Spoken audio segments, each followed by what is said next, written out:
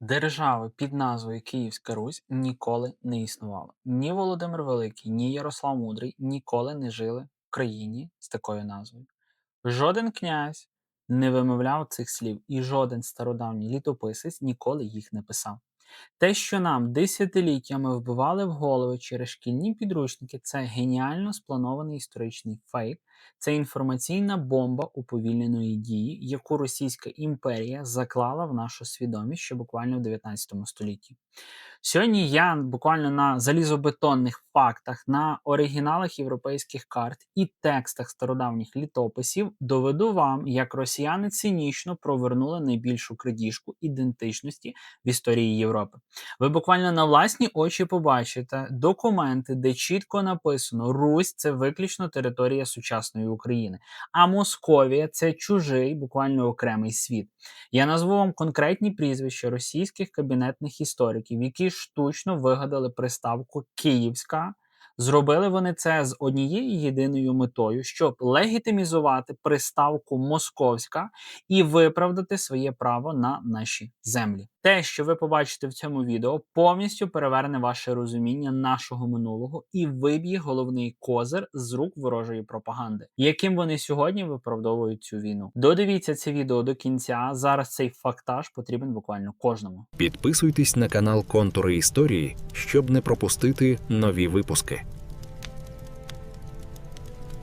Почнемо з бази, з жорстких залізобетонних доказів, які російські кабінетні псевдоісторики воліють просто не помічати в своїх дисертаціях. Запитайте себе, як самі мешканці нашої держави називали свою країну 1000 років тому. Не якісь там дослідники через століття, віки вже по тому, а реальні люди, які тут жили.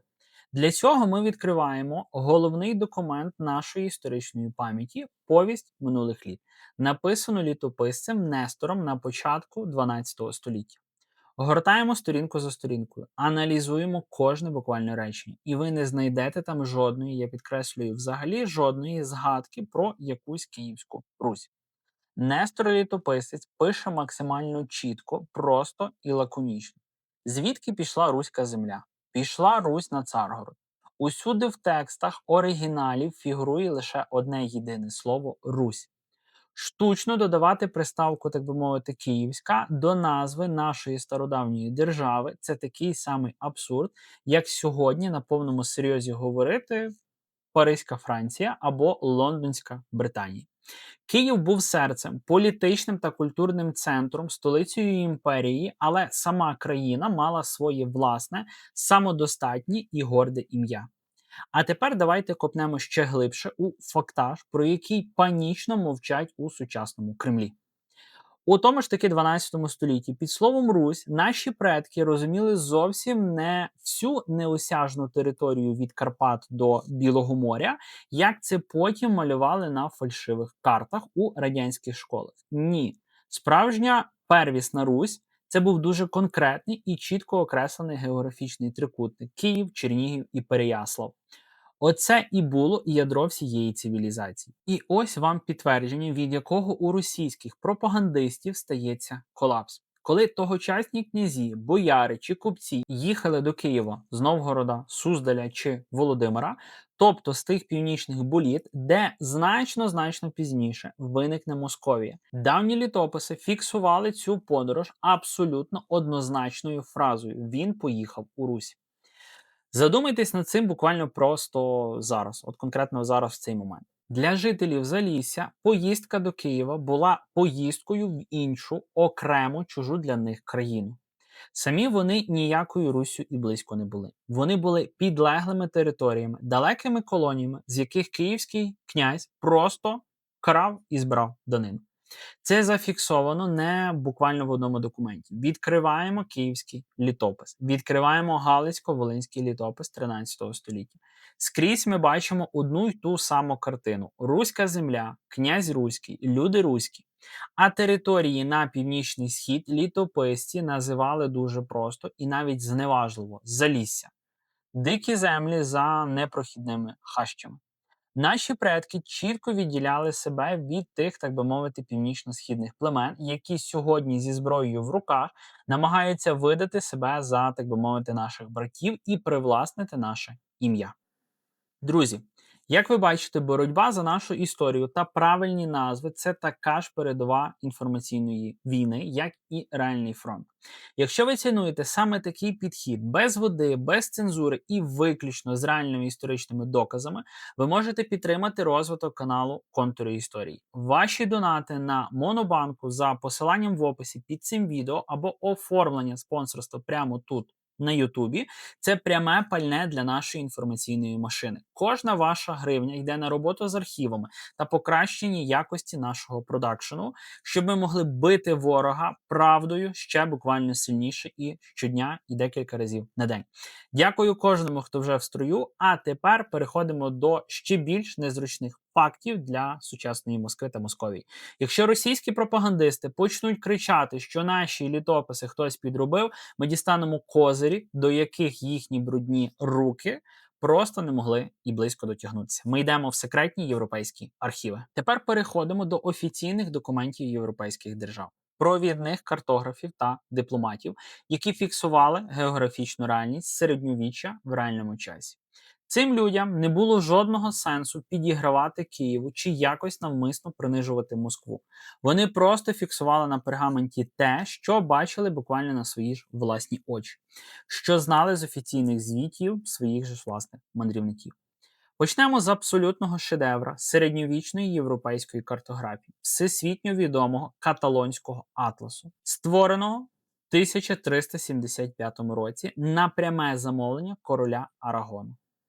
Його оригінал сьогодні без проблем можна знайти і детально перевірити в Національній бібліотеці Франції.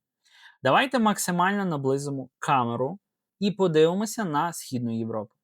Що саме ми бачимо на території сучасної України, навколо Києва, Чернігова та Волині? Європейські майстри чітко і без жодних вагань пишуть латиною одне єдине слово – рутенія. Ротенія. Це латинізована назва нашої Русі. Французи, іспанці, італійці чітко знали, Русь розташована саме тут, на берегах Дніпра і ніде інакше. А тепер переводимо свій погляд значно правіше і трошечки вище. Туди, де буквально в цей самий час під жорстким керівництвом золото-ординських ханів починає розростатися Московське улусне князівство. Можливо, європейці написали там Північна Русь чи, можливо, Московська Русь? Абсолютно ні. На місці сучасної Росії чорним по білому написано Московія.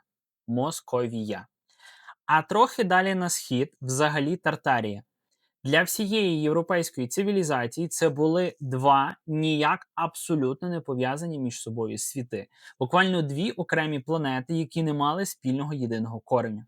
Русь – це європейська християнська держава зі своїми законами, монетами та писемністю. А Московія – це далека, дика і абсолютно чужа для Європи підконтрольна територія Золотої Орди. І це не випадковість, чи якась там помилка, можливо, якогось одного конкретного майстра. Перед вами ще один монументальний документ світового значення, унікальна кругла карта світу венеціанського монаха Фра Мауро, створена у 1459 році. Це була найточніша і буквально найдорожча мапа своєї епохи, на яку португальський король виділив шалені золоті гроші.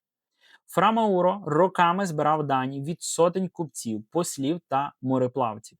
І на його карті географічний поділ є абсолютно нещадним до сучасної кремлівської пропаганди.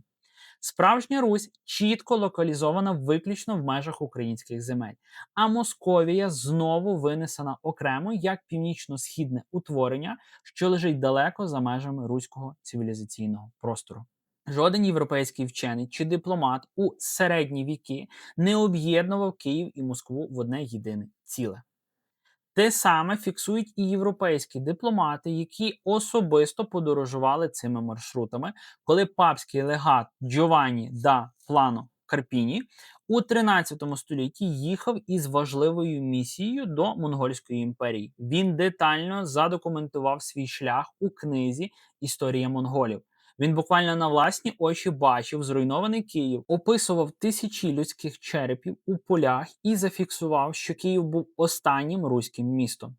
Він чітко пише, що проїхав через Русь, де його останнім прикордонним пунктом був саме Київ. А далі, зацитую оригінал, вступив у землі татар. Для нього Русь закінчилася прямо за околицями Києва, де починався тотальний політичний вплив кочівників та майбутнього Залісся. Отже, ми зафіксували два залізобетонні факти, які неможливо спростувати. Перший, самі мешканці нашої держави ніколи не знали штучної приставки «київська». Другий, для всього цивілізованого світу Русь завжди була виключно територією України. Тоді виникає логічне питання, як цей кабінетний фейк взагалі просочився в наші голови. Хто саме сидів у міністерських кабінетах і переписував історію за царські гроші? Переходимо до наступного дуже деталізованого розбору найбільшого інтелектуального пограбування всього 19 століття, де ми розберемо буквально кожне прізвище поіменно. Тепер переходимо до розслідування найбільшого інтелектуального злочину 19 століття. Московське царство вже офіційно перейменувало себе на Російську імперію за наказом Петра І у 1721 році. Назву вони вкрали, але просто загарбали чуже слово. Цього виявилося замало. Потрібно було негайно вигадати якесь залізобетонне історичне виправдання для європейських монархів. В Москві буквально кров з носа було необхідно довести своє нібито шляхетське стародавнє походження від величного європейського Києва, а не від диких, якихось там золотоординських ханів, яким вони століттями платили данину і цілували чоботи. Російські кабінетні історики отримують чітке, жорстке державне замовлення від, власне кажучи, самого царату. Створити штучний міф про безперервну тисячолітню історію Росії. Але тут виникає серйозний логічний тупик, який буквально ламав усю їхню цю вигадану схему. Як пояснити всьому світові, що справжня Русь – це Київ, а їхня нова імперія – це Москва? Як це воєдино поєднати, так?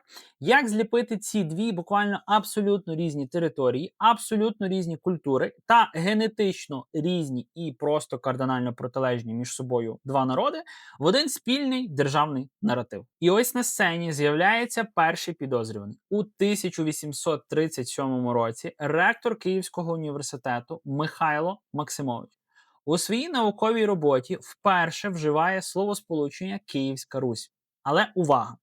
Він використав його виключно як вузький географічний маркер у своїх дослідженнях. Так само, як тогочасні історики використовували поняття «Суздальська Русь» чи, допустимо, «Червона Русь», щоб просто відокремити один регіон від іншого для елементарної зручності у своїх кабінетах. Максимович ніколи в житті не називав так цілу окрему державу. Проте імперські ідеологи та головні пропагандисти Кремля, такі як Сергій Соловйов та його учень Василь Ключевський, миттєво зрозуміли, що цей кабінетний термін є справжньою ідеологічною золотою жилою. Соловйов пише свій монументальний 29-томний нарис, де бере це штучне поняття і будує на ньому всю офіційну концепцію Російської імперії. Вони цинічно вигадують абсолютно абсурдну теорію перенесення столиць. Схема цієї масштабної афери була дуже і дуже простою, але, на жаль, виявилася дуже й сильно дієвою.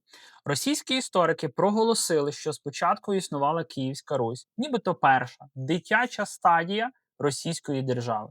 Потім ця Русь через татарську навалу раптом зібрала всі свої речі, державні інститути, культуру і просто фізично переїхала десь туди, кудись до них на північ, перетворившись на Володимиро-Суздальську Русь. А вже звідти вона плавно еволюціонувала в Московську Русь та, власне кажучи, Російську імперію. Жоден європейський етнос не влаштовував таких фокусів, переїжджаючи цілим народом на тисячі кілометрів кудись там у болота. Уявляєте масштаб цієї маніпуляції? Штучна приставка «Київська» знадобилася Москві виключно для того, щоб узаконити вигадану приставку «Московська». Їм потрібно було знецінити статус Києва, перетворивши його на звичайний тимчасовий транзитний пункт на шляху до Великої Російської імперії. Вони не могли стерти Київ з пам'яті європейців, тому вирішили підступно привласнити його, назвавши, так би мовити, колискою, з якою вони самі нібито і вийшли. Це було наймасштабніше інтелектуальне пограбування в історії всієї Європи, яке, на жаль, триває і по сьогоднішній час. Але якщо у 19 столітті все ще залишалося переважно кабінетними теоріями та гіпотезами окремих імперських якихось певних істориків, то справжнім залізобетонним міфом, який насильно і буквально безальтернативно залили в голови мільйонам людей, цей термін став уже за часів Радянського Союзу, а конкретно у похмурих 1930-х роках. До абсолютної влади в Кремлі приходить Йосип Сталін. І нова більшовицька імперія розпочинає тотальне системне зачищення української національної ідентичності. Комуністам було життєво необхідно повністю вибити з мізків українців будь-яку згадку про їхню власну, абсолютно окрему від їхньої Москви та тисячолітню державну традицію. Для цього радянські ідеологи створюють штучну, суто пропагандистську концепцію так званих трьох братніх народів, які нібито походять з однієї єдиної спільної якоїсь там теж міфічної колиски. Завдання цієї ідеології було простим: довести, що українці, білоруси та росіяни це просто якийсь один такий монолітний масив, який просто тимчасово розділився. Ну, так сталося. Але обов'язково має знову об'єднатися під жорсткою рукою Москви. І в цій вигаданій більшовиками колисці директивно, буквально за прямою особистою вказівкою Сталіна, дають єдину офіційну назву Київська Русь. У 1934 році виходить постанова ЦК ВКП про викладання цивільної історії в школах СРСР. Створюються спеціальні кабінетні комісії, які за особистими правками диктатора переписують підручники буквально за одну ніч. Відтоді штучний термін масово впроваджують у всі радянські підручники, академічні енциклопедії та університетські програми. Радянська пропаганда перетворила маніпуляцію царату на непорушну державну релігію. Кожен, хто наважився поставити цю догму буквально під сумнів якийсь, просто навіть чисто теоретично, так, автоматично отримував тавро ворога народу. Ярлик буржуазного націоналіста і квиток в один кінець до Сибіру. А що ж відбувалося з тими, хто чудово знав реальну правду і намагався її захистити? Справжні українські історико-географи, які навідріз відмовлялися грати за фальшивими правилами Москви, просто фізично знищувалися. Згадаємо постать видатного вченого Михайла Грушевського. У своїй монументальній багатотомній праці «Історія України Руси» він чітко, буквально аргументовано, на базі сотень першоджерел довів: українці є єдиними і прямими і законними спадкоємцями держави Русь.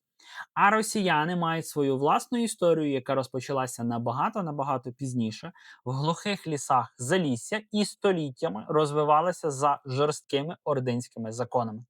Жодного переїзду, так би мовити, переїзду, чи еволюційного перенесення Русі з Києва на північ ніколи не існувало і близько в природі.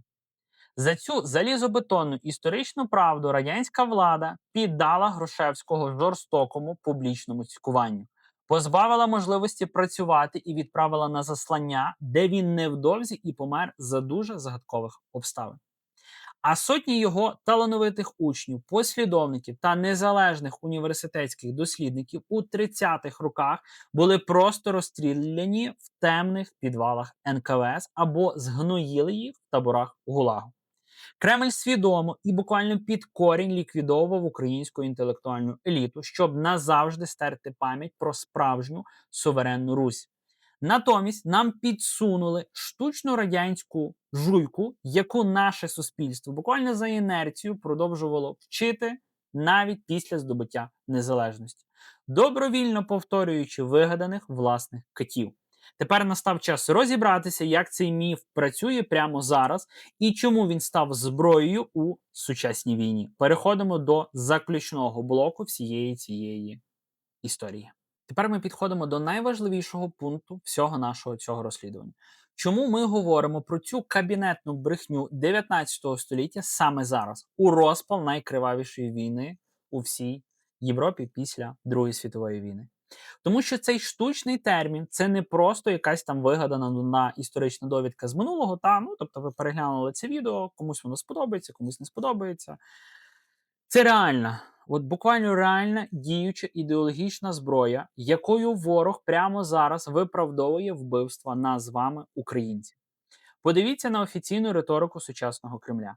У своїй псевдоісторичній статті про якусь там вигадану єдність, якою російський диктатор Путін ідеологічно обґрунтував повномасштабне вторгнення. Він раз за разом маніпулює саме поняттям Київська Русь. Для російської пропаганди цей історичний фейк є залізобетонним, фундаментальним доказом того, що ми нібито якийсь видуманий один народ, який просто зобов'язаний повернутися в межі однієї імперії. І головна трагедія в тому, що ми самі тут, в Україні, продовжуємо за старою радянською інерцією повторювати це словосполучення. Ми підсвідомо підігруємо ворогу, ми добровільно приймаємо їхні правила гри і нібито погоджуємося на них. Що Київ був лише першим початковим етапом цієї, власне кажучи, цієї якоїсь там великої загальноруської історії, яка потім логічно переїхала на північ. Але істина зовсім інша. Наша держава називалася Русь, без жодних вигаданих приставок, штучних періодів чи територіальних обмежень. Її столиця завжди була, є і буде виключно в Києві. А все, що в цей час відбувалося на північних болотах, це історія Московії, яка не має до нашого коріння жодного стосунку.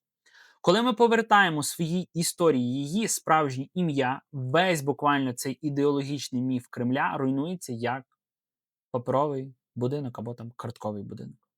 Напишіть прямо зараз у коментарях, чи розуміли ви раніше, що, власне кажучи, термін Русь є штучним імперським вкидом. Давайте разом виведемо це відео в тренди Ютубу, щоб знищити цей радянський міф раз буквально і назавжди. Пересилайте цей випуск друзям, ставте вподобайку та підписуйтесь на канал Контури Історії. Ставайте спонсором каналу Контури Історії. Тут говорять виключно мовою залізобетонних фактів. Побачимося в наступному етері. Бережіть себе і слава Україні! Підписуйтесь на канал Контури Історії, щоб не пропустити нові випуски.